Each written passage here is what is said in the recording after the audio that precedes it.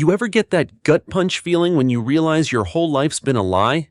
Last month, I was at my parents' house, helping Dad with some paperwork. He asked me to scan a stack of documents, legal stuff, bills, the usual. As I sifted through a folder labeled Estate Plan and Last Will caught my eye. Curiosity got the better of me. Inside, I found that everything house savings assets was going to my brother Eric. Not a single mention of me except for a generic line about loving both sons equally. I was stunned. I confronted Dad. He looked uncomfortable and muttered, "It's complicated." Mom chimed in saying, "You have a good job. Eric struggles. We just want to make sure he's taken care of." I was furious. I had been supporting them financially for years, paying the mortgage, buying groceries, fixing up the house while Eric did nothing. And this was how they repaid me Facebook. I walked out deciding then and there to cut them off. No more financial support, no more being their safety net. It took about a week of silence before they noticed I was serious. At first I think they thought I was bluffing. Like, oh, Jake's just being sensitive, he'll come around. He always does. But the mortgage bill hit and suddenly their golden boy Eric wasn't exactly jumping in to save the day. Shocker, right? Then came the text from Dad. "Mortgage is due, need your help." No, hey, no, how are you just straight up requesting money like I was still their personal ATM? My thumbs hovered over the screen for a second before I typed, "Ask Eric, it's his house, remember." Sent it. Felt damn good. Didn't even take 5 minutes for Mom to call. I let it ring. Then she texted, "Jake, please don't be like this, we need to talk." Oh, now we need to talk. Now that the free ride's over, I waited an hour, then replied, "You made your choice, now you can live with it." That should have ended it. I thought it would. But then freaking Eric decided to open his big lazy mouth. "Dude, why are you being such a drama queen?" He texted me like I was the one overreacting. I stared at my phone speechless. This guy who hadn't held down a job longer than a few months, who literally spent the last 5 years binging Netflix and mooching off my parents, was calling me dramatic. I replied, "Not a drama queen, just not your doormat anymore." He came back with, "It's not a big deal, man. Just help him out like you always do." I almost laughed. Almost. Nah, you're the right time to step up. Silence. That was the first real silence from Eric. Guess it hit him he might actually have to do something now. But of course the guilt trip brigade wasn't done yet. Mom sent another message pulling out the old family card. "We took care of you for so long. You owe us. You're abandoning your parents." I stared at the text for a full minute, boiling. I owed them for what? Feeding me when I was a literal child. For all the birthdays they half forgot the support they never gave unless it was for Eric. For all the years I picked up the slack so they could keep pretending our family wasn't a mess. I typed back, "I've been carrying you for years. You decided I wasn't family when you left me out of the will." The response came quick. "Dad, this time, don't be selfish, just help for a few more months till we figure things out." Selfish? That word snapped something in me. I'd been giving them money since I was 21, patching up their plumbing, grocery runs, paid for that new damn water heater last winter, covered the tax bill when they forgot to budget for it. And now I was selfish. No, I'm done. Sent, blocked their numbers. It felt weird at first, empty but also kind of peaceful. Until the next morning when my apartment's front desk called. "Hi Jake, your parents are downstairs. They're saying it's an emergency." WTF. I froze. "You're kidding," I said. She sounded uncomfortable. "They've been insisting, saying you won't answer your phone." Because I blocked them. I took a deep breath. "Do not let them up. Tell them I'm not available." I hung up, heart pounding. A second later, a text from an unknown number buzzed in. "We're downstairs, open the door." "Mom." Then another, "We're not leaving until you talk to us." Jesus Christ. So I did what I shouldn't have done. I went downstairs. Not because I wanted to talk, because I was pissed. Done with being polite. Done with playing the role of responsible son who lets them guilt him into everything. I opened the building's front door and there they were. Mom, Dad, and yeah, Eric. Of course he was there looking like he'd just rolled out of bed and couldn't believe this was eating into his precious nothing time. Mom went straight for the drama. "Jake, finally, we need to talk." I stood there, arms crossed. "No, you need to leave." She blinked like she didn't hear me right. "Excuse me?" "You heard me. You don't get to show up uninvited at my place and demand money. That's insane." Dad scoffed, tried to play the authority card. "You're really going to let us lose the house over a petty grudge?" I laughed. Loud. Petty grudge. Oh, you mean the one where you decided I was good enough to pay your bills, but not good enough to be in your will, that grudge. Mom flinched. It's not fair to bring that up again. It's not fair that you raised a leech and made me responsible for his mess. I pointed straight at Eric. You're 28. When are you going to get off your ass and do something? He shrugged. I didn't ask for this, okay? I nearly lost it. No, you just benefited from it. You let them drain me while you sat back and played victim. You knew exactly what was happening. He looked away, muttering, whatever, man. Mom's eyes started welling up. Jake, we're family. Yeah, so why didn't you take care of me when I needed it? Why was it always Eric? She had no answer, just silence. I turned to leave, but Dad had to get the last word in. After all we did for you. I spun around. You didn't do it for me. You did it because it made you feel like heroes. I've spent 10 years cleaning up your messes. I'm not doing it anymore. I walked back inside and slammed the door. My hands were shaking. I knew they'd spin this to everyone. Friends, cousins, family Facebook posts filled with Jake's so ungrateful or we raised him better. But I didn't care. For the first time, I was drawing the line. And I meant it. The next few days were quiet. Eerily quiet. No calls, no texts, no uninvited visits. It felt like a ceasefire. And honestly, I thought maybe they finally got the message. But of course, that was naive. Instead of calling me again, they went full social media smear campaign. I found out through my cousin Jenna, who texted me out of nowhere. Hey, you okay? Your mom posted some stuff on Facebook. Looks bad. I hadn't even been on Facebook in weeks. So I logged in. And boom, there it was. A long public post from Mom with one of those sunset background gradients like it was some spiritual quote, except it was just a passive-aggressive rant disguised as a heartfelt family plea. Sometimes the children you sacrifice everything for are the ones who abandon you first. We gave our hearts, our time, our savings, and now we're left with silence. All we wanted was love and support in return. Family should stick together. Yeah, that kind of post. She didn't tag me directly, but everyone knew who it was about. Hell, she didn't need to say my name, just used enough guilt and vague statements that her little church friends could pile in the comments like, "You're such a good mom. He'll come around. Kids these days have no idea how lucky they are. You raised him better than that. I'm sure he'll regret it." Cue the freaking sympathy parade. Then Dad jumped in with his own status update the next day. No background gradient this time, just straight up boomer rage energy. Raised a kid for 30 years, gave him everything we had, and now he won't even pick up the phone. Sad what the world is coming to. And because this dumpster fire needed gasoline, guess who shared both posts with a little comment of his own? Yup, Eric, some people forget where they came from. I'll always be here for our parents. That's what real family does. I swear I could feel my blood pressure spike. This dude had the nerve to play the loyal son card when he couldn't even show up for dinner without asking for gas money. Real family. Screw that. Real family doesn't sit on their ass while their brother pays for everything behind the scenes.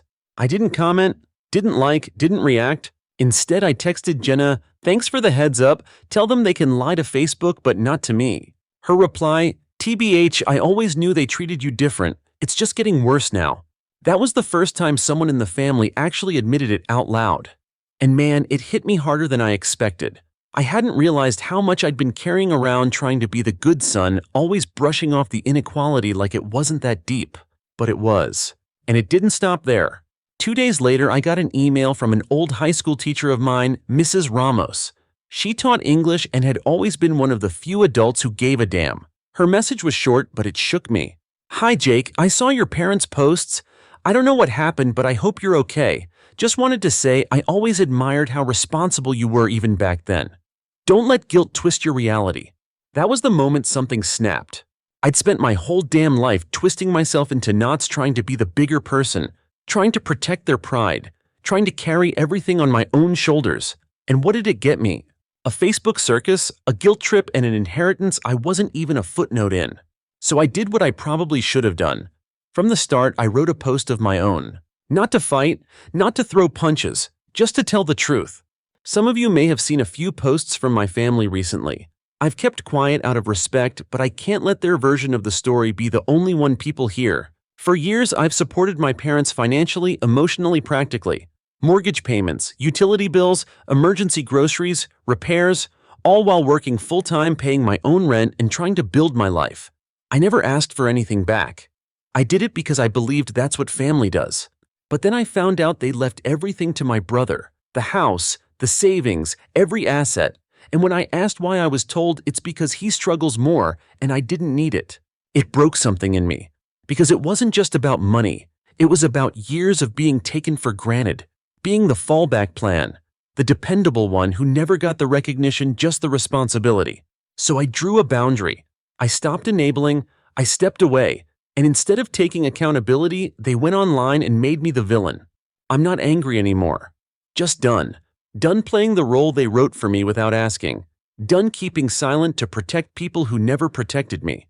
I still wish them well, but I won't set myself on fire to keep anyone warm again. Jake. I posted it, closed the app, and waited. Honestly, I didn't expect much. Maybe a couple friends liking it. Maybe 1 or 2 people quietly messaging me support. But instead it blew the hell up. Old coworkers, distant cousins, neighbors, even people I barely knew commented or messaged. Damn, I had no idea. Respect for saying something. Sounds like you did everything you could. A few people even shared their own stories, how they were the responsible one in their family, how they were tired of being used. Suddenly, I wasn't just venting, I was validating something a lot of people felt but didn't know how to say. Of course my parents saw it. Mom messaged me, "Jake, how could you air our private family issues in public like that?" I didn't reply. Then Eric King of Clueless, "Dude, this is messed up. Now everyone thinks mom and dad are monsters." Again, no reply. They wanted to control the story. But I was done letting them write my script. And right when things started dying down, something unexpected happened. A message popped up from someone I hadn't spoken to in years. My uncle. My mom's older brother, Uncle Martin. "Hey Jake, can we talk? I saw your post. There's something you should probably know." I didn't even know Uncle Martin had a Facebook, let alone that he actually used it. Last time I saw him I was maybe 15. Quiet guy, ex-Marine, kind of disappeared after my grandpa's funeral.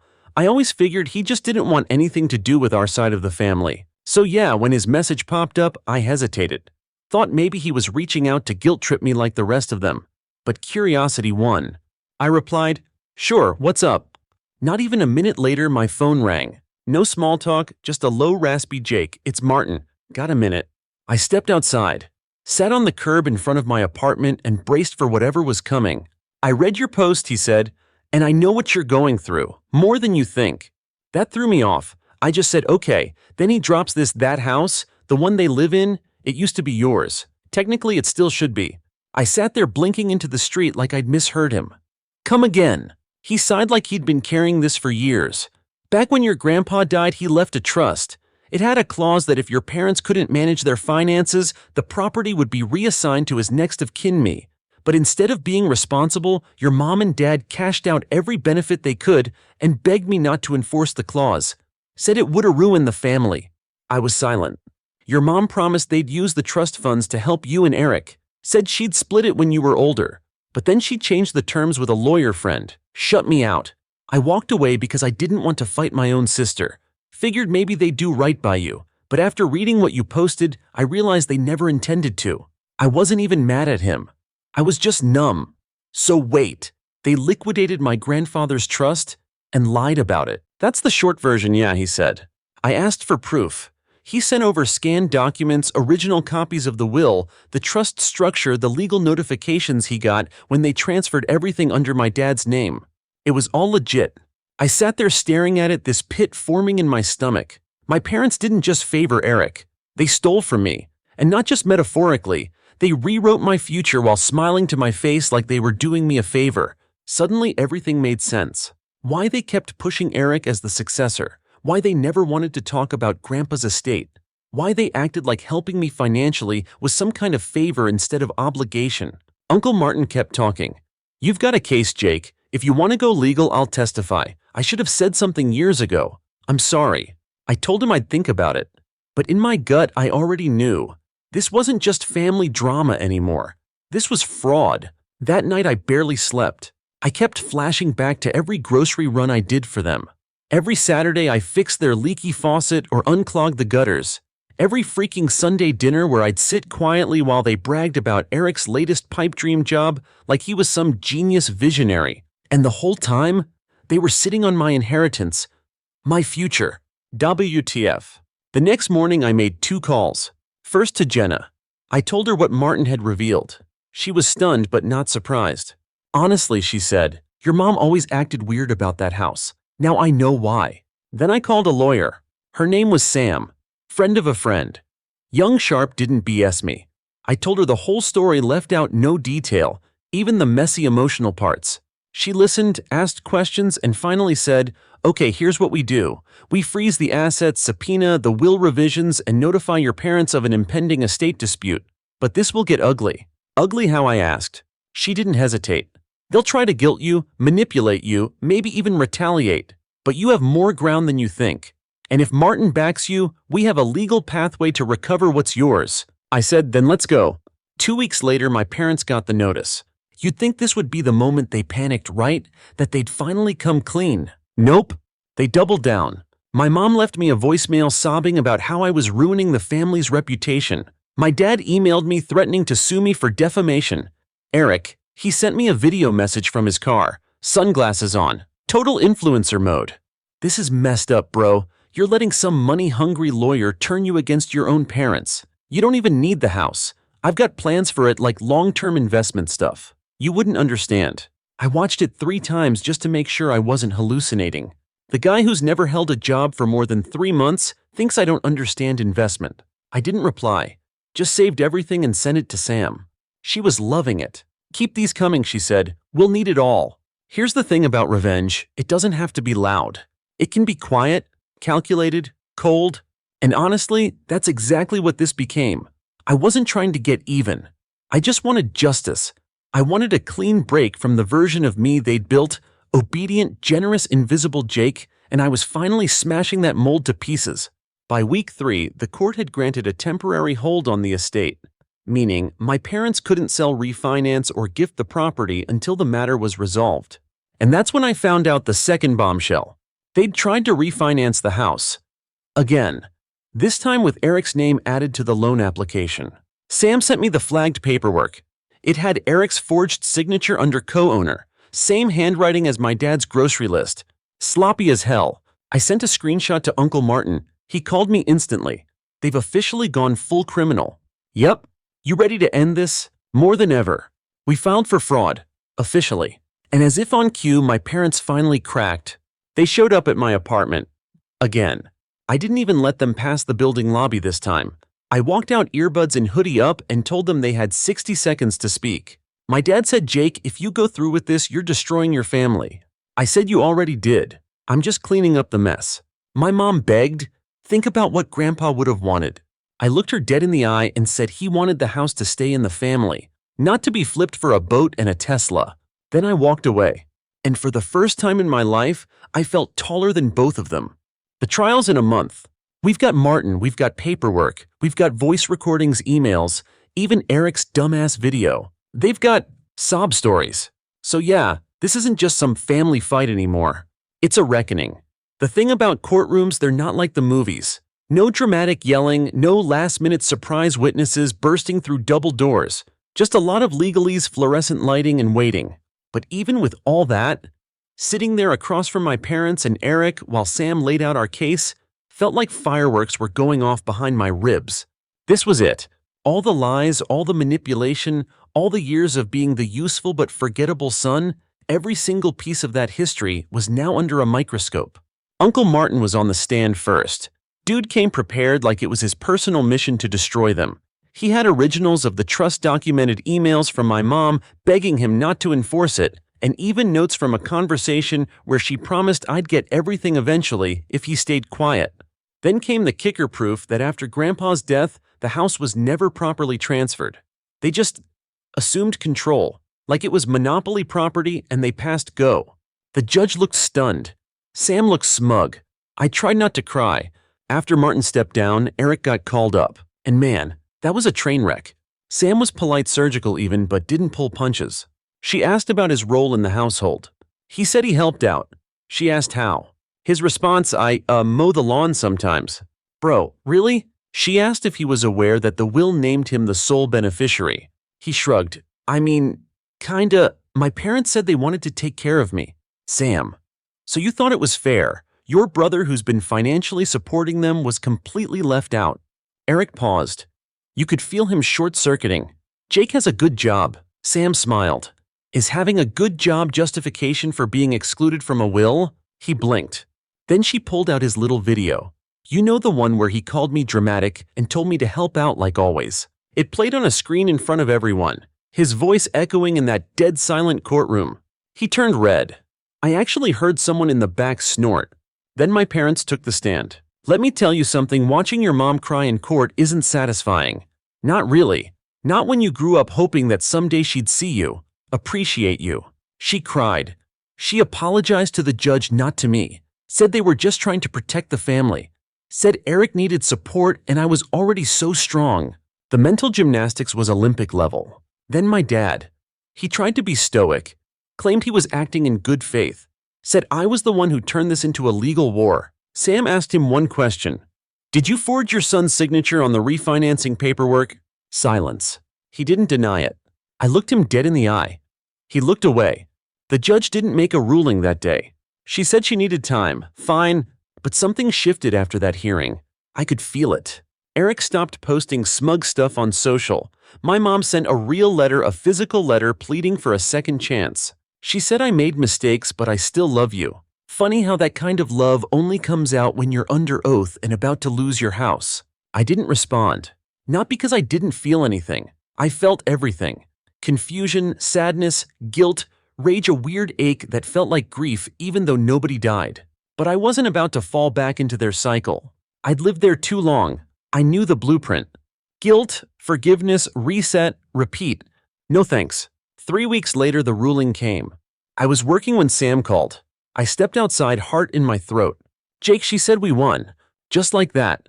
2 words that shattered years of betrayal. The court nullified the will, reinstated Grandpa's original trust, froze all attempts to refinance the house, and wait for it, charged my dad with document forgery. A felony. Eric. No criminal charges, but the judge made it crystal clear in the ruling. He benefited from unethical manipulation and stands to lose inheritance rights if further misconduct is proven. So no payout for him either. At least not anytime soon. Later that night, I went back to the house. Alone. Just wanted to stand outside. Look at the place that held so much of me, both the good and the bad. I hadn't been there in months. The yard was overgrown. The mailbox was duct-taped shut. A foreclosure notice was still taped to the door even though the court blocked it. I stood there, hand on the gate, feeling like I was staring at a past version of myself trapped behind glass. And then, the porch light turned on. My mom opened the door. She saw me, froze, and stepped out slowly like she wasn't sure if she should talk or run. Jake, she said, her voice cracking, can we talk? I didn't move. She walked closer. Barefoot hair, messy sweater slipping off one shoulder. She looked tired. Not fake tired, real tired. I'm sorry, she said. And for the first time, I believed her. But it didn't change anything. I nodded, just once. I hope you mean it, I said. Because you're gonna need that apology. A lot. Then I walked away. Didn't yell, didn't cry, didn't even look back. That night, I slept better than I had in years. People think revenge is some explosion. Big dramatic moment where you get even. But most of the time, it's silence. It's knowing you stood up for yourself when nobody else would. It's walking away with your head up while the people who tried to ruin you choke on the consequences of their own decisions. It's not fire. It's freedom. The craziest part, life didn't magically fix itself after that ruling. There was no parade. No cheesy montage where I get everything back and everyone lives happily ever after. Just life. Quiet, messy, unpredictable life. But for the first time in years, it was my life. No strings, no emotional landmines, no one calling me just because the gas bill was late or the water heater broke. It was weirdly quiet. And honestly, that silence hit harder than any fight ever did. 2 weeks after the court ruling, I moved into a tiny place across town.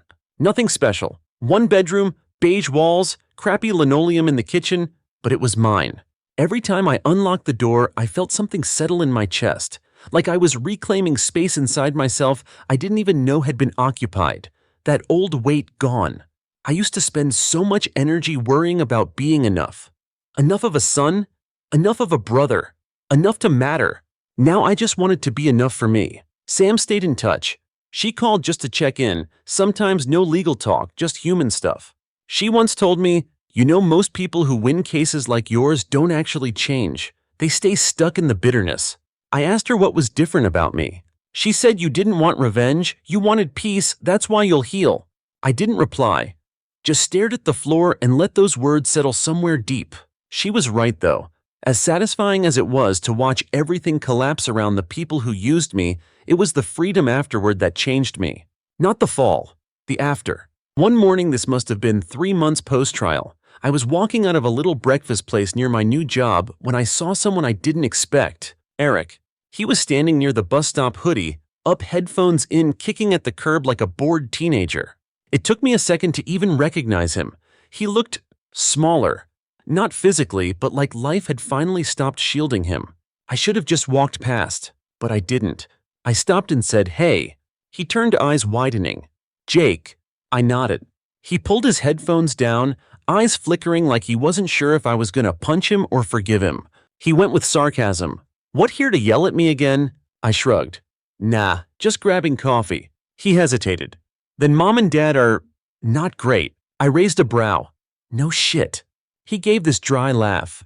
"Guess you got what you wanted, huh?" And for a split second, I wanted to say yes. Wanted to lean in and say, "Hell yeah, I did. Karma, baby." But I didn't. Instead, I said no. I wanted peace. Y'all made sure it took hell to get there. We stood there in silence. Bus pulling up, doors opening. He started to say something, then stopped. Just nodded and got on.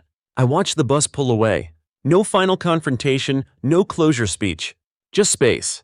And that was enough. About a month after that, I got an email. From my dad.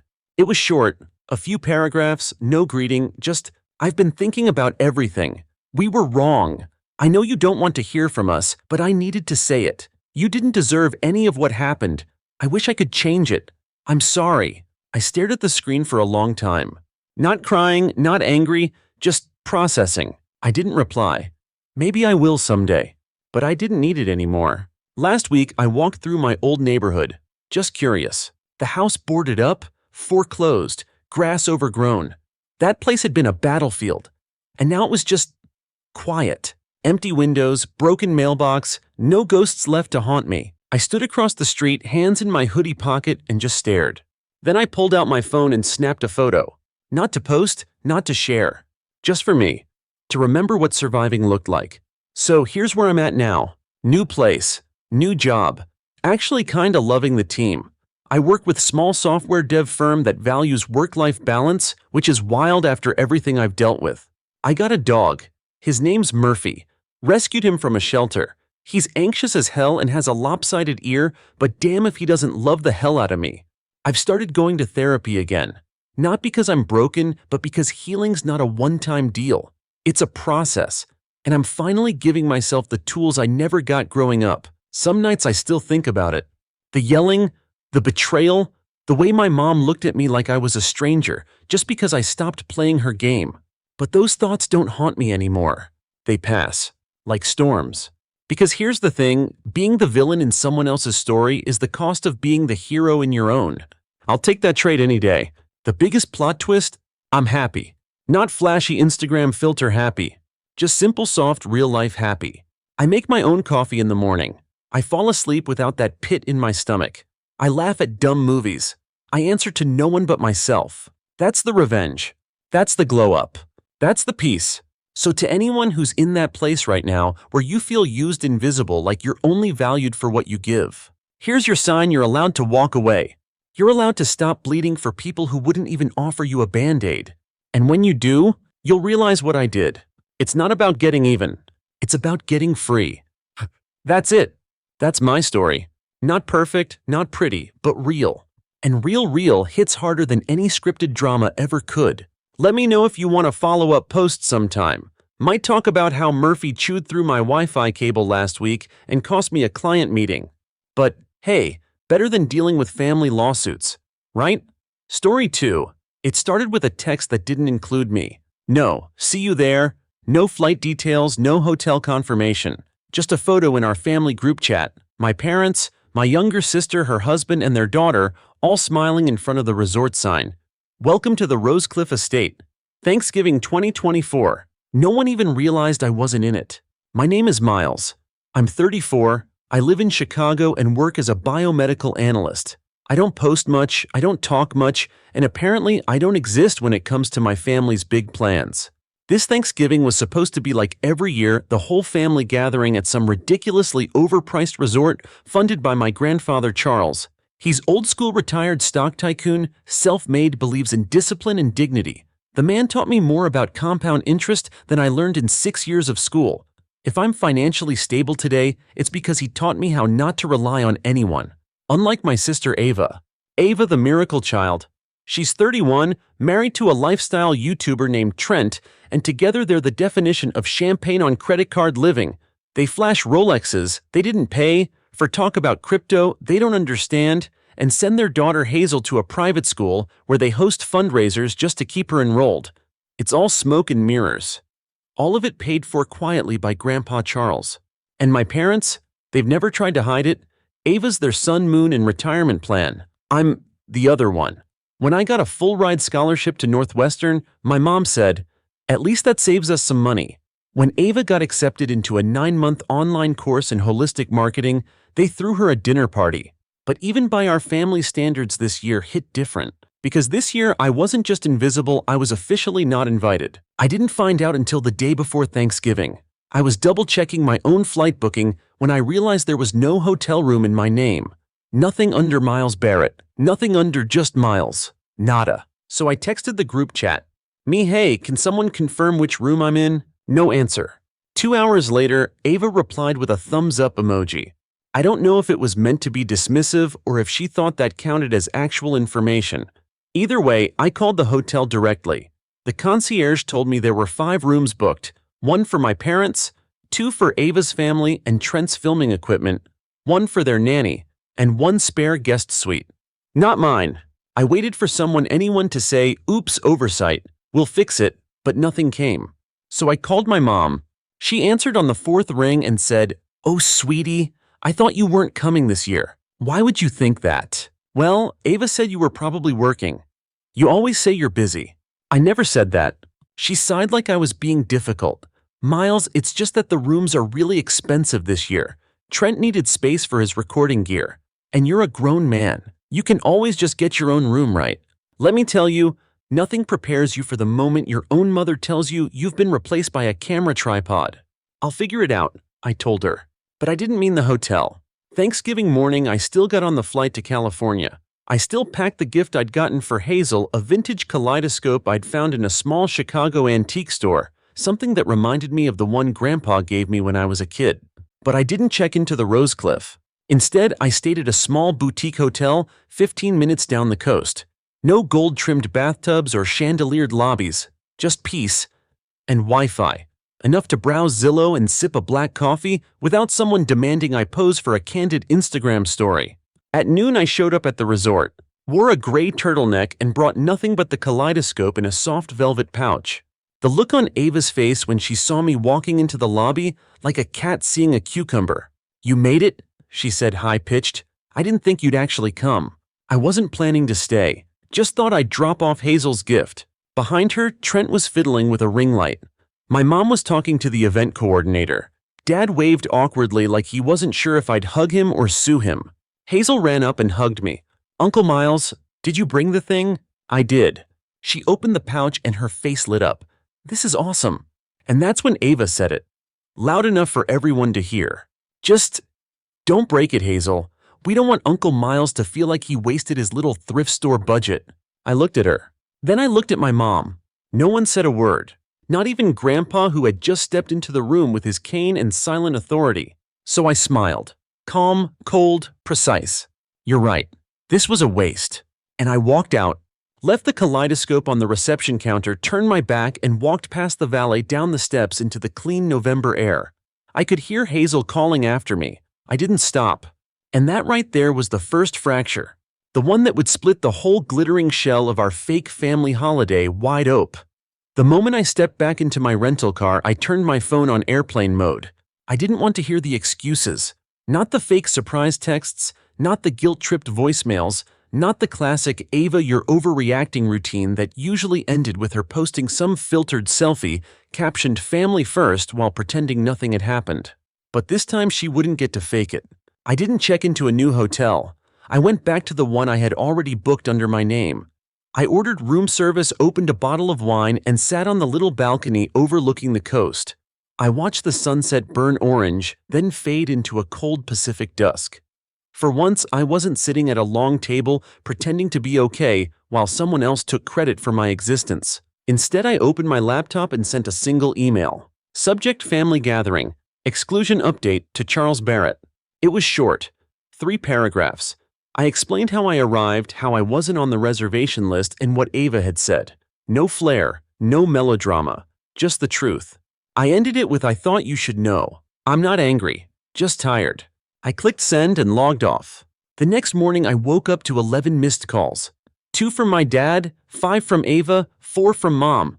Ava had even texted, "You didn't have to storm out. You're so dramatic, Miles." Hazel cried all night. Classic playbook: deflect, diminish, guilt trip. But this time I wasn't biting. I went downstairs, got breakfast, and drove into the city. Walked along the Santa Monica Pier with a coffee in one hand and nothing else planned. Freedom felt strange, like wearing a new coat that didn't itch. And for the first time, I realized how exhausting it was to always be the one swallowing it, holding the peace while everyone else lit matches. By early afternoon, the fallout began. Grandpa responded to my email. The subject line was just my name. "Miles, thank you for your message. I'll handle it. You've always conducted yourself with dignity. That's what I respect most." That was it. Short, formal, final. I could practically hear the silence detonating in the Rosecliff lobby as that message hit their inboxes. Later that day, I got a text from Ava. "Ava, what did you tell Grandpa? He's canceling everything." I didn't respond. A few hours later, my mom called. When I didn't pick up, she left a voicemail. "Miles, listen, we were going to move you to another room, but Ava insisted on using the suite for Hazel's stuff. We didn't think it was a big deal. You always say you like peace and quiet. Anyway, your grandfather is furious and threatening to pull funding for our retirement condo. Can you just talk to him, please?" The words weren't, "I'm sorry." They were, "Help us fix what we broke by pretending we didn't break it." By the evening, it all imploded. I was eating sushi in a quiet corner of a beachside restaurant when the first message from Grandpa went out, sent to every family member. The subject line: immediate financial update. He didn't hold back. Effective immediately, all discretionary financial assistance to Ava, Trent, Richard, and Elaine is suspended until further notice. This includes mortgage support, tuition coverage, trust allowances, and housing stipends. ****. I have invested in all of you for years, but I will not fund arrogance, exclusion, or entitlement. I will not tolerate cruelty disguised as oversight. ***. Miles showed grace under humiliation. The rest of you showed your true selves. ***. I nearly choked on my wasabi. For the first time in my life, Charles Barrett had fired my family like underperforming employees. They lost it. My dad called 12 times in 2 hours. My mom tried to FaceTime me from the Rosecliff parking lot. Even Trent sent me a voice memo, something between begging and bargaining. "Hey man, listen, I didn't mean to cause any tension. Alright, Ava, just figured you'd get your own room, being independent and all. Look, we're all family. Can we just talk this out?" It was amazing how fast their tone changed once the money stopped flowing. I ignored them all. I wasn't doing this for revenge. I wasn't doing it to make a point. I was doing it because it finally felt right to choose myself. The next morning, another email came through. This one from the private school Hazel attended. I wasn't supposed to be copied, but it had accidentally been forwarded to me when Trent tried to loop in Grandpa in a frantic attempt to reverse the situation. Apparently, Hazel's tuition hadn't been paid for the spring semester. Ava had assumed, of course, that Charles would continue footing the bill, but the school's policy was strict: no payment, no enrollment. And there it was, a request for immediate withdrawal pending unpaid balance. I sat with that for a while. Hazel was a sweet kid. She wasn't to blame. But when your parents build your entire life on borrowed grace and then burn the bridge, there are consequences. Still, I felt something twist in my chest. So I emailed Grandpa privately. "Hazel doesn't deserve to be caught in the middle. If you decide to help with her tuition, I understand. Just don't let them guilt you into everything else again." He replied with a single sentence: "Thank you for showing me the difference between generosity and exploitation." By day 3, Ava's Instagram went dark. No Thanksgiving boomerangs, no resort dinner selfies, just a blank feed. All her previous stories archived. The caption on her latest post had been edited. It used to read, "Grateful for family and blessings." Now it said, "Taking a break. Please respect our privacy." Sure, Ava. Nothing says privacy like 12 years of curated family photos that excluded one of the actual family members. Meanwhile, I spent my last day in California driving along the coast with the windows down and no plan in sight. I ended up at a small art museum, then a bookstore. I bought a copy of The Art of Not Giving a F*** asterisk and read the first 2 chapters while sipping overpriced herbal tea under a palm tree. And I thought to myself, this is what it feels like when peace finally costs less than pleasing everyone else. That night, I flew back to Chicago. As the plane ascended, I looked out the window and watched the city of Malibu shrink into a blur of golden lights. Somewhere down there, my family was scrambling, canceling dinners, dodging questions, making excuses. I pictured Ava telling her followers, "We're just taking some time offline to focus on what really matters." Too late. Back in my apartment, I unpacked slowly. I placed Hazel's kaleidoscope on the bookshelf. I'd bought a second one for myself after all. Identical to hers. A quiet reminder of everything that changed that week.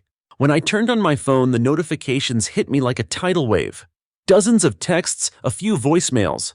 One particularly long one from my mom asking no begging that I soften Grandpa's heart. But here's the truth. His heart didn't harden. It just opened in a direction they never expected. By the first week of December, the phone calls had slowed, but the desperation had not. My mom left me a voicemail almost every other day. Each one started with forced warmth and ended with a barely disguised plea.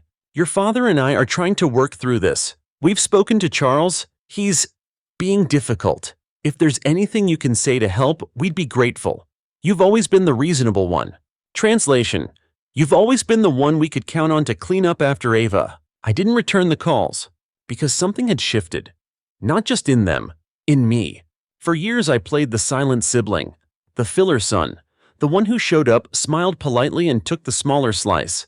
I never wanted a spotlight, just a seat at the table. But now I didn't even want that table. Meanwhile, Ava and Trent's empire of Instagram illusion was starting to crumble in real time. Their mortgage, it turned out, had been partially covered by monthly deposits from Grandpa's discretionary fund. Without that safety net, they defaulted fast. Within 3 weeks, the bank issued a warning notice. The 6-bedroom McMansion in Orange County with the infinity pool and fake Tuscan columns on the brink of foreclosure. Trent made a last-ditch effort to revive their YouTube channel, a vlog titled "We're Just Being Honest." It was 22 minutes of vague references to financial challenges, family betrayal, and rebuilding from scratch. There was crying. There were long pauses. Comments were turned off. Hazel wasn't in the video, which was the only good decision they made. But I wasn't watching for drama. I was watching for patterns. Because Ava and Trent didn't just live beyond their means, they believed they deserved the life they faked. Back in Chicago, my life remained delightfully uneventful. I returned to work, pitched a new research initiative that got approved within a week. My boss called it methodical and quietly brilliant. I'll admit I liked the sound of that. My calendar filled with normal things, budget meetings, lab updates, coffee with friends who didn't ask me to bail out their failing influencer brand. One Saturday afternoon, I sat at a quiet cafe and pulled out a notebook. I started sketching out a plan I'd had on the back burner for years, a startup focused on advanced data models for neuropharma trials. I'd been gathering resources, contacts, and notes for ages, but I never had the time or the nerve to start. Now I had both. Ava had taken up so much space in my head that I didn't realize how much room there was for my own future. And as I sipped my third espresso, I realized the best revenge wasn't cutting them off. It was finally living a life where they didn't matter. Then came the first real apology. Not from Ava, or Trent, or even my parents. It came from Hazel. A postcard arrived at my office. No return address, just a sticker-covered note in crayon and gel pen. "Uncle Miles, I miss you. I didn't know why you left. Mom says it was complicated. I liked the gift. I keep it on my window. I hope you're okay. Love, Hazel." That one hit. Harder than any voicemail. Sharper than any email. Because she was innocent in all of this. A kid stuck in a grown-up war she didn't choose. I didn't write back. Not because I didn't care, but because I wasn't going to use a child as a message courier. If her parents wanted peace, they'd have to earn it the hard way. 2 weeks before Christmas, I finally heard from Grandpa again. He called me on a quiet Tuesday evening. "Miles," he said, skipping any small talk, "you did the right thing. I didn't do anything. You left. That was everything." There was silence on the line for a beat. Then he added, "I've made some decisions." He explained that his legal team had started restructuring his estate plan. Going forward, Ava and Trent would no longer have access to their monthly stipends. Any future financial assistance for the family would be merit-based and would pass through a trust with oversight. "And what about Mom and Dad?" I asked. "They'll get what they need, not what they expect." It wasn't revenge, it was accountability. He also told me he was adding me to the trust's advisory board. Quietly, privately, just one more vote.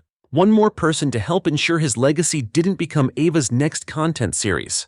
"I trust you to protect what I built," he said. "You've earned that." It wasn't about money. It was about being seen. Christmas Day came and went with no Barrett family dinner, no glossy group photos, no matching pajamas captioned "family over everything." My parents stayed in Florida, reportedly downsizing to a 2-bedroom condo temporarily. Ava posted a photo of a tree with no presents under it, framed in sepia tone, captioned "grateful for the simple things this year." The comments were brutal. I spent the holiday with friends. We watched bad movies, made cinnamon rolls, and played board games. No one yelled, no one cried. No one implied I was dramatic for expecting a hotel room. It was the best holiday I'd had in years. And not once did I have to pretend to be someone else. By mid-January, Ava called me. I almost didn't answer. But curiosity won. "Miles?" She started, her voice hollow. "I just want to talk." "So talk." She hesitated. That was new. "Things are bad. We might lose the house. Trent's looking for a job. We're moving Hazel to a public school next month." I waited. She choked slightly. "I didn't think it would go this far. You thought Grandpa would just keep funding it forever." "No," she whispered. "I thought you would fix it." That stopped me. "I'm not your fixer, Ava," I said calmly. "I never was." "But you always—" "Yeah, I always folded," I cut in. "So you wouldn't throw a fit. So Mom wouldn't cry. So Dad wouldn't say I was making everything harder." Silence. "I'm done with that," I added. "For good." Then I hung up. And this time, she didn't call back. A week later, I got a letter from Grandpa's lawyer confirming my new advisory position. There was also a note in Charles's handwriting. It read, "Money doesn't ruin people. Entitlement does. Thank you for breaking the pattern." I slipped the letter into a drawer next to Hazel's postcard. Not as trophies, as reminders. That quiet choices can be louder than any confrontation. 3 months passed. It was early spring when I finally saw them again. Not by choice. I was at O'Hare flying to a biomedical conference in Seattle when I heard my name. "Miles." I turned. My parents stood near a gate for a budget airline. My dad looked thinner. My mom's usual salon-colored hair had grown out at the roots. Neither of them wore their usual matching travel gear. No designer bags, no loud luggage. Just a kind of faded presence, like two people trying not to be noticed. We stared at each other for a long second. Then my mom stepped forward. "You look well," she said. "I am." A pause. "We're visiting Ava," my dad offered, voice low. "She's renting a small place in Tacoma." Tacoma. Not LA, not Orange County, not the Rose Cliff. I nodded. "Good for her." "She's trying," Mom said. "She got a part-time job. Trent's working at a production company. I hope it works out." They looked like they wanted more, an invitation to talk, to sit, to rewind time. But I wasn't angry anymore. I just wasn't interested. So I smiled politely, wished them a safe flight, and walked away. And that was the first moment I knew I had healed. Not because they changed, but because they no longer had any power to hurt me. Back in Chicago, my life kept moving forward. The neuropharma startup I'd been sketching over espresso, it found its legs. With a little funding from my own savings and quiet support from one of Grandpa's business contacts, I launched a pilot project. Within a few months, we had our first round of lab trials approved. I hired 2 research assistants, both fresh out of grad school, both brilliant. I made sure they had the support I never got in my early career. Weekly check-ins, transparent pay, respect.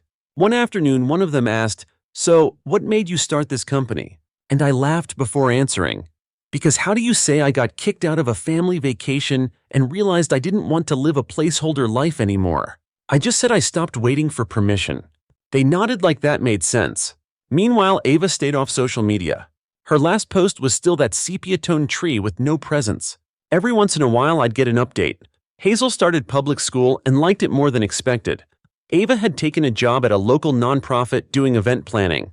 Trent was producing low-budget YouTube ads for small businesses. Nothing glamorous, but it was real. And ironically, it was the most grounded version of them I'd ever heard about. They weren't posing, they weren't performing. They were surviving, and maybe even starting to live. As for Grandpa, he retired deeper into his quiet routines, still sharp, still principled. He and I met for lunch once a month, always at the same old steakhouse. He wore his signature navy blazer even in summer. I wore jeans and never got scolded for it. At our March lunch, he slid me a small black box. "What's this?" I asked. "An inheritance preview," he said straight-faced. Inside was a cufflink. Just one. "It was my father's," he said. "I lost the other one years ago, but I kept this. It reminded me that even something incomplete can still be valuable." I didn't need the explanation. That cufflink was everything our family wasn't sturdy aged real. I nodded and said thank you, not because of what it was worth, but because of what it meant. Hazel wrote again. Another postcard. More stickers. This time it came through Grandpa's assistant, who must have decided to forward it discreetly. "Hi, Uncle Miles. I'm reading a book you might like. It's about stars. Did you know some stars explode but still shine for years? I think that's cool. I hope you're still making science stuff. I want to do that one day too." I read it twice, then once more, and something shifted again. Not big, just a gentle nudge. So I asked Grandpa if he could pass something along. Just a simple note folded neatly. "Yes, I knew that. They're called supernovae. You're one too. Keep reading. I'll always be cheering from wherever I am." No drama, no direct contact. Just a quiet truth between a kid and the uncle who finally stopped disappearing. One night I sat in my apartment, the city outside humming like it always did. I brewed tea, lit a candle, pulled out the old kaleidoscope. Hazel's had stayed with her, but mine, its twin, sat on my desk. I held it up to the light. Shimmering shapes tumbled and rearranged, broken bits of color crashing into each other and forming something unexpectedly beautiful. Maybe that's what life really is. A series of fractures and turns, scattering everything you thought was stable, only to show you a pattern you never knew existed. You just have to keep turning it, over and over, until something finally makes sense. It's been almost a year now. Ava and I haven't spoken directly. My parents sent a neutral birthday text. Grandpa's health is stable, and the advisory board meetings are uneventful, which is a miracle in itself. I still run my company, still walk the lakefront in the mornings, still refuse to answer calls that start with, "So I know it's been a while, but..." I'm not angry anymore. Not even a little. What happened that Thanksgiving didn't break me. It revealed me. To them. To myself. And here's the wild part, I'm finally thankful. Not for the exclusion, but for the clarity it gave me. Because in the end, I didn't get revenge. I got relief. I didn't fight back. I walked forward. And for the first time in my life, I never looked back. Story 3. They say love makes you blind, but in my case, it made me stupid. My name's Daniel Rivera, and I'm a 32-year-old software developer living in Austin. Pretty average life, quiet apartment, a decent paycheck, a small circle of close friends, and until recently, a girlfriend I thought I'd marry. Her name was Alejandra. We met at a local bookstore cafe. She was curled up with a tattered Gabriel Garcia Marquez novel and a cup of cinnamon coffee. We talked about books, immigration families. She was charming, bright, and had this quiet determination I couldn't help but admire. She told me she was in the US on a student visa, juggling classes and a waitress job to survive. Ale was the kind of person who made you feel like you were the only person in the room. For the first time in years, I let someone in, and she walked right over me. At first it was little things. She'd talk about how hard life was back home in Mexico. Her father, Jorge, had been laid off. Her mom, Beatrice, was sick. Her brothers, Nico and Mateo, couldn't find decent jobs. I understood my own family had struggled when I was younger. I knew what it felt like to claw your way up. So when she started sending money back to her parents, I didn't think twice. I even helped out a few times. Groceries, medicine, a couple hundred here and there, nothing I couldn't afford. Then about a year into our relationship, Ale asked me something different. She wanted to bring her family to the US. They can come on tourist visas just for a few months, she said one night as we cooked dinner together. They're really struggling. I just want them to feel safe even if it's temporary. It wasn't an unreasonable request. Or so I thought. I said yes. We started the visa process. I helped fund their applications, wrote support letters, even paid for their interviews. She handled most of the logistics, and I trusted her. That was mistake number one. When her family arrived 3 months later, everything changed. I picked them up from the airport with a homemade Bienvenido sign. Beatrice hugged me like she'd known me forever. Jorge clapped me on the back like an old friend. Nico and Mateo barely looked at me. Still, I chalked it up to jet lag. I had rented them a furnished 2-bedroom apartment near Ale's place, nothing fancy but cozy. It had a working kitchen, a clean bathroom, and a view of the park. Beatrice glanced around and said, "It's small, but I guess we can manage." My stomach sank. Over the next few days, the requests started. "We need a bigger TV. Can we get better mattresses? We need a car to get around. Can you help co-sign a lease?" Every time I hesitated, Ale would give me this soft look. "They just need help getting started. Please, Daniel." I didn't want to be the bad guy, so I said yes, again and again. Meanwhile, Nico and Mateo claimed they were job hunting, but they rarely left the apartment. I asked Ale one day gently if they had any leads. "They're looking," she replied quickly, "but it's hard without papers. They'll figure it out."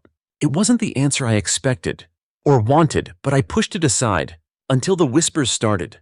I dropped by one afternoon to bring over some groceries. They didn't hear me come in.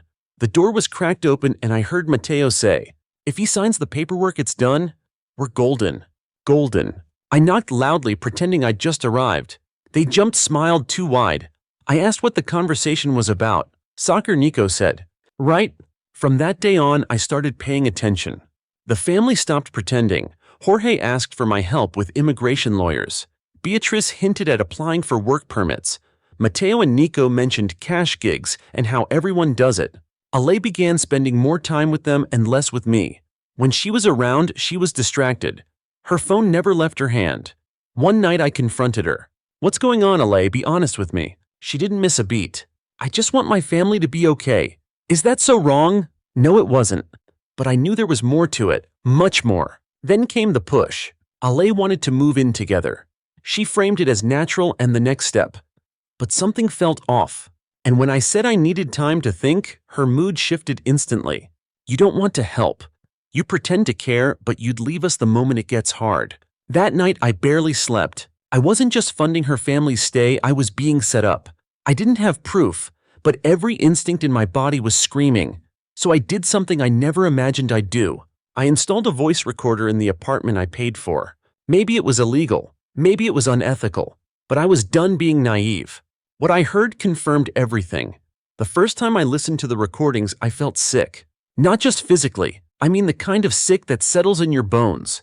The kind that makes you question how many parts of your life were real and how many were just carefully staged lies. The audio was rough, full of background noise, but one sentence landed like a punch to the chest. "If we get him to sign that form, we're locked in. Permanent status. It's all we need." It was Mateo. Calm, confident, like they were talking about ordering pizza, not manipulating someone's entire life. Alejandra said he's almost there. "Once he signs, everything changes. Then we'll start bringing the others." The others. I paused the recording. My hands were shaking. This wasn't about temporary visas or helping her family get on their feet. It was a plan, a system, and I was their entry point. The next night I said nothing. Ale came over, curled up next to me on the couch like she always used to. She kissed me on the cheek. "I missed you." I stared at the TV, pretending to focus on the screen. Every word out of her mouth sounded rehearsed now.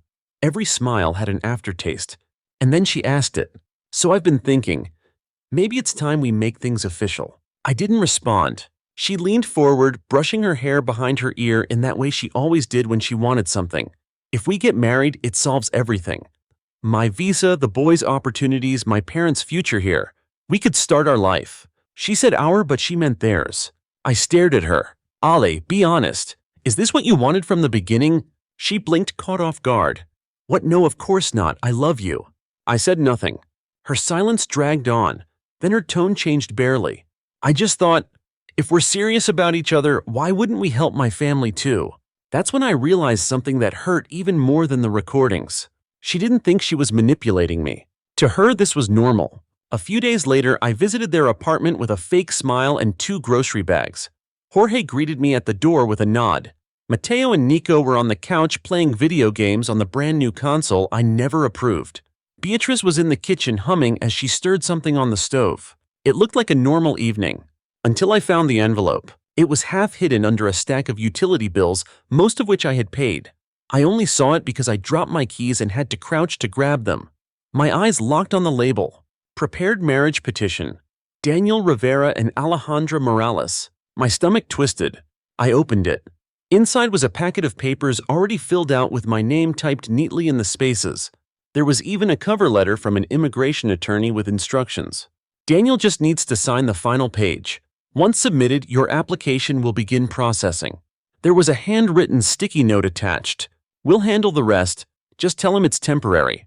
My heart pounded so loud I could barely hear Beatrice calling me to dinner. I put the envelope back exactly as I found it, smiled through the meal, laughed at Jorge's jokes, pretended I didn't know that I was being led toward the biggest mistake of my life.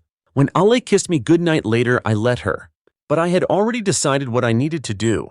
The next day I called a lawyer. Not just any lawyer, an immigration fraud specialist. I laid everything out quietly, methodically, like I was explaining someone else's story. He listened with an unreadable face. When I finished, he sighed. You were being groomed, Daniel. Emotionally manipulated to commit immigration fraud. If you had signed that paperwork knowingly and they were caught, you could have been charged too. He paused, then added, you did the right thing by not signing. But if you want to protect yourself, you'll need to act fast. So I did. We drafted a sworn statement, compiled the recordings. I attached bank records, receipts, and photos of the apartment I had paid for. I wrote a timeline, everything from the moment I met Ale to the day I found the documents. Then I filed a report with Homeland Security. It felt surreal, cold, official. I wasn't just exposing a lie. I was unraveling the entire life I had built over the last 2 years. The fallout didn't take long. A week after the report was filed, Ale texted me. Ale, we need to talk, please. I didn't reply. She showed up at my door 2 hours later. Tears, apologies, a trembling voice. I never meant to hurt you, she whispered. You just wanted a green card, I asked flatly. She froze. No, I mean I wanted us. But my family, Daniel, they needed help. You used me. I loved you. You used me. She stood there silent.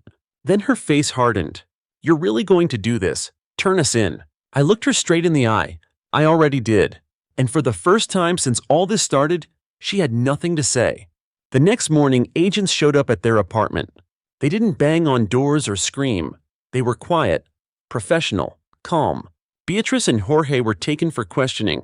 Matteo and Nico were arrested on the spot. One of them tried to run. Didn't get far. Ale was picked up that afternoon. When I got the call confirming the detainment, I didn't cheer. I didn't cry either. I just stared at my apartment walls, the ones that used to echo with her laugh, and let the silence wrap around me like a blanket. In the weeks that followed, people asked me why I didn't just walk away. Why not ghost them and cut my losses? Because they didn't just take money. They took my trust, my future, my ability to believe that love wasn't transactional. And if I let that go without fighting back, I'd lose more than just money, I'd lose myself. This wasn't revenge. It was self-defense. 2 days after the arrest, I got a letter in the mail. It was from Ale, handwritten. No return address, just a smudged postmark and the same swooping D she always used when writing my name. I didn't open it. Not right away. It sat on my kitchen counter for days untouched. Every time I walked past, I felt the weight of it like a stone in my chest. The part of me that still remembered lazy Sundays with her head on my shoulder, that part wanted to read it. But the version of me who knew I had almost been trapped into a federal crime, that version wanted to burn it. Eventually, I read it. Alone. At 2:17 a.m. on a Monday night, because of course it had to be in the middle of the night when the city is quiet and your brain won't shut up. Daniel, I never planned for it to go this far. Of course. I just wanted to help my family and I didn't know how else to do it. There it was. You're a good man. Better than I deserved. I hope someday you'll forgive me. No apology for the lie. No ownership. Just the same manipulative charm now wrapped in a tragic tone to soften the edge. I didn't write back. Meanwhile, my lawyer updated me on the case. Matteo and Nico weren't just freeloaders. They were under active investigation for human trafficking ties. Apparently, they'd been using tourist visas to help smuggle others across the border, charging desperate families for a safe path into the country and leaving them stranded once they arrived. The scale wasn't huge, but it was enough to raise red flags. As for Jorge and Beatrice, they were complicit. Their apartment. My apartment had quietly become a hub for meetings, money transfers, and storage for fake documents. The entire time they smiled at me, thanked me for dinners, asked for bigger TVs. They were running a side operation in the background. I didn't know whether to feel betrayed or disgusted. Maybe both. Ale was the final piece of the puzzle.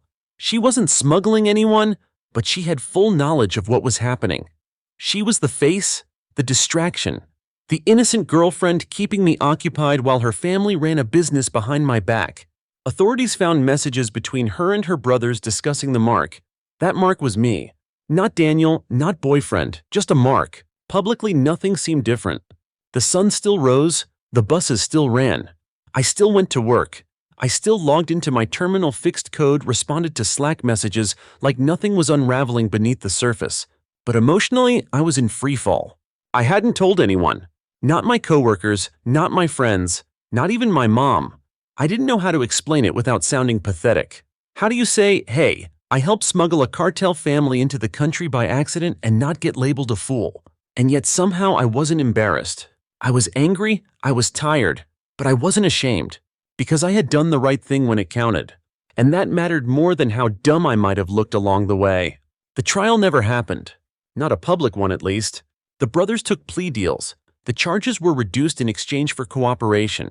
They named names, they provided contacts.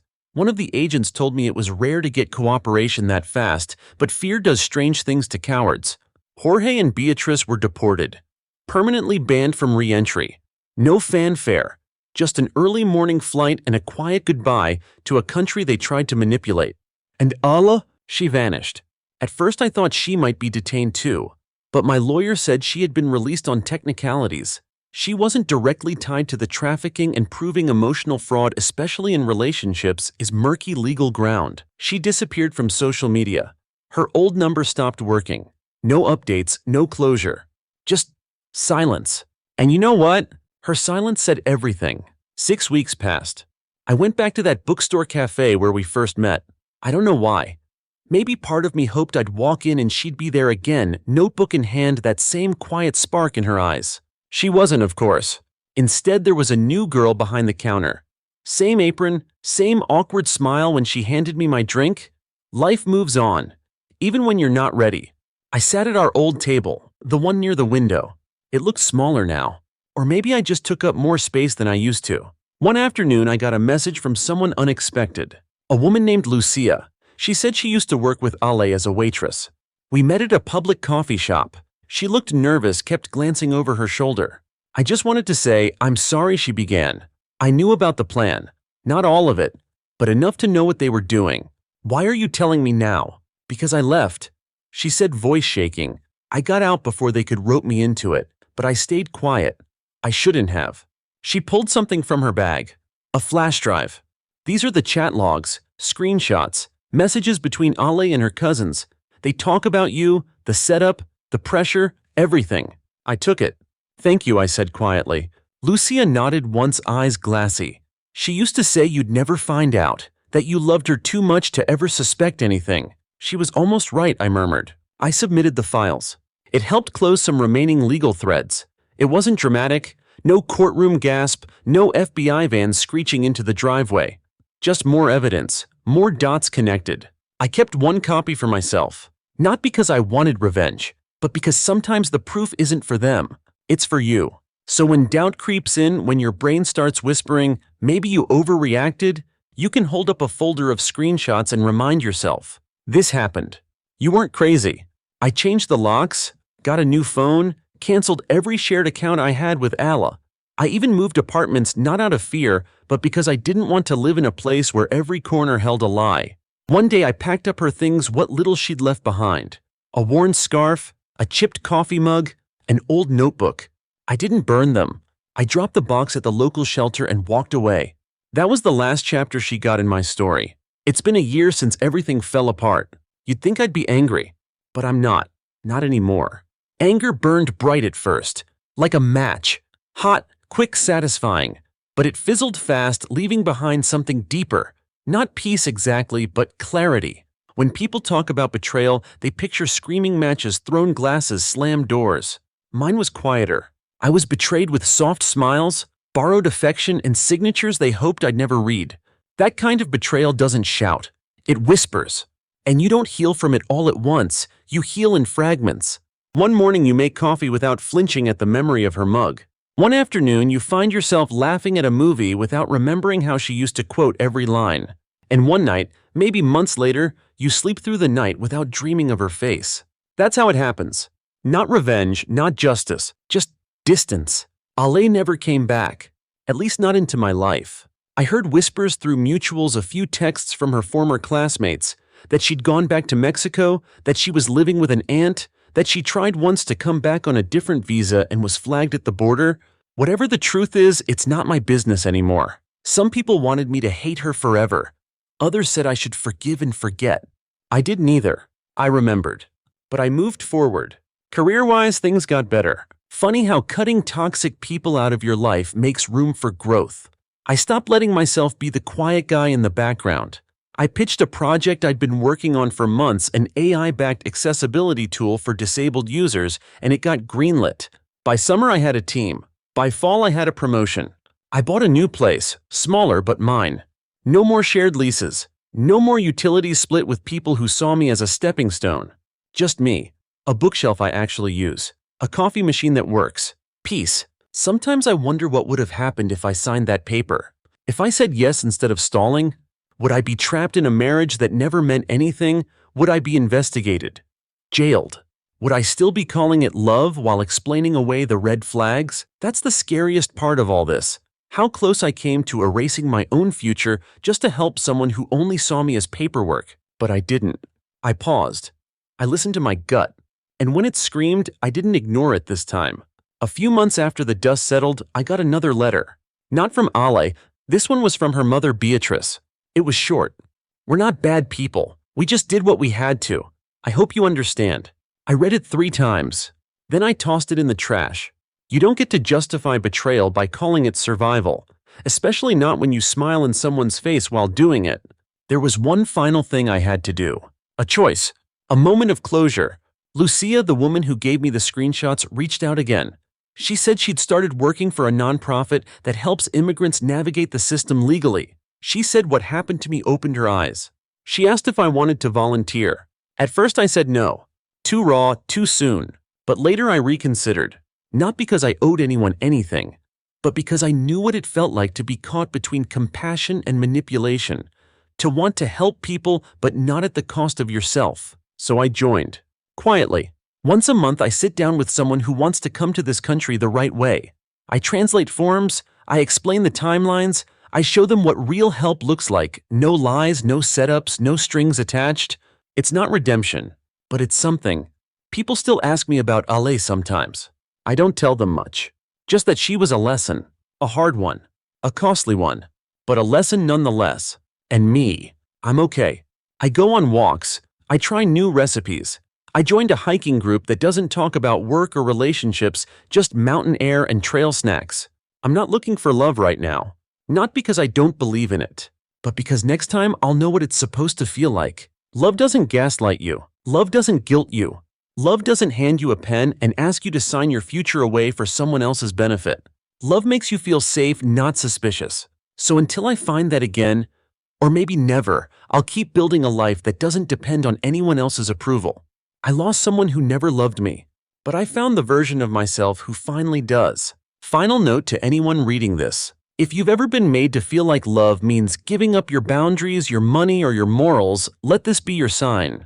You're not selfish. You're not dramatic. You're just waking up. And once you do, they can't use you anymore.